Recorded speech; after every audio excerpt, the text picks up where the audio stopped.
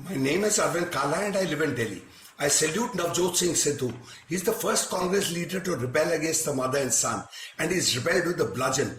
I will destroy you, he's told them, unless I'm projected as the party's chief minister candidate in Punjab. I love him, man. I love him because I loathe this mother and son duo who strangled the party in the last 7 years, taking the party from defeat to defeat, defeat to defeat. And what have the other Congress rebels done? They've just wagged their tails, waiting for crumbs from the Gandhi table.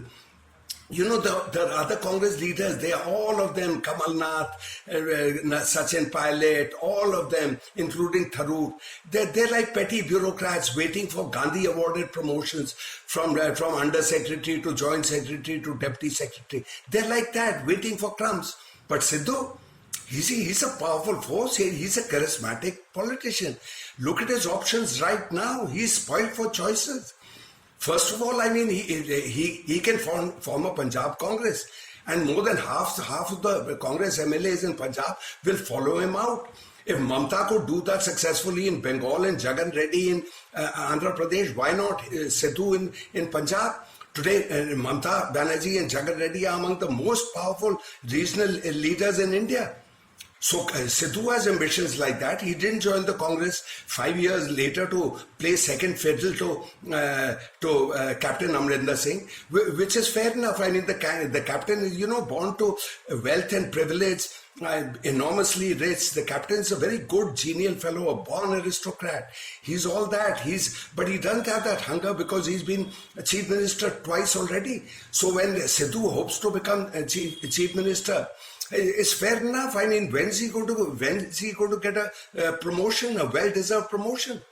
And then when I talk of options, he's got another option. I think Kejriwal is waiting for him to join in. And Siddhu's only condition for joining the Aam Aadmi Party would be that he is projected as chief minister, and he will become chief minister. Why not? I mean, he won't join up to become second man to some Sanjay Singh or whatever. Not at all. So he's spoiled for choices. Siddhu's and when you look at him, if you look at Siddhu, he's a maverick and he's a cool guy. He's a very charming creature, and he's a very powerful orator, one of the most powerful orators India has ever seen.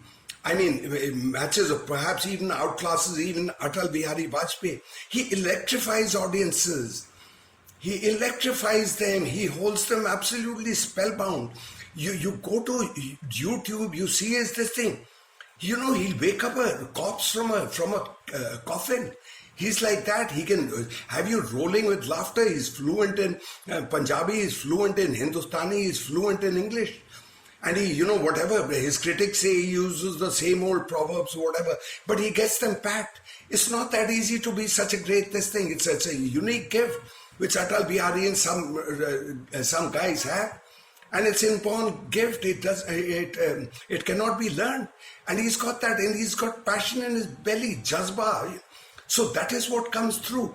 What touches your heart touches other hearts. So when Siddhu speaks, he touches other people's hearts because he speaks from inside. Now, is he a damn good actor? He could be, because I used to see him on TV, and his artificial laughter would give me goosebumps. Every time the same laugh. But obviously he can emote, and he's suspect in other ways also. I mean, he didn't pay a 10 lakh electricity bill. Why not? If you're out there to reform Punjab, why aren't you paying your goddamn electricity bills? And when he was a minister in this thing, he got his wife a very good government appointment, but he let it go when there was an outcry about, two people of the husband and wife, getting positions.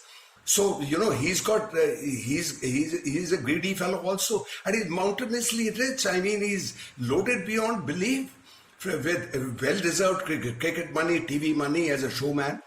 But he's an ambitious guy, and fair enough. Why shouldn't he be?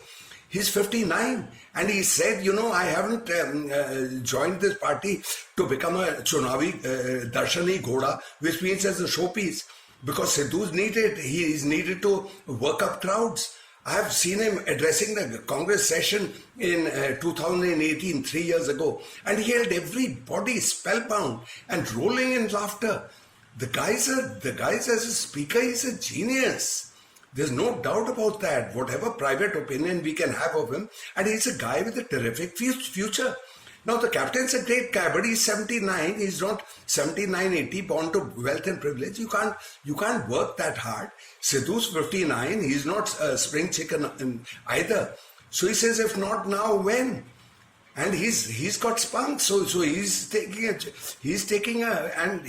spoiled for choices. And there's a huge number of MLAs who will follow him out. I mean, the captain swept to a sweeping victory 5 years ago. My hats off to him. But the point is that, his cachet is over. After 5 years, he doesn't have the same pull that he had 5 years ago. And right now, the chief ministership is waiting for the Congress, because the Akalis are thoroughly discredited.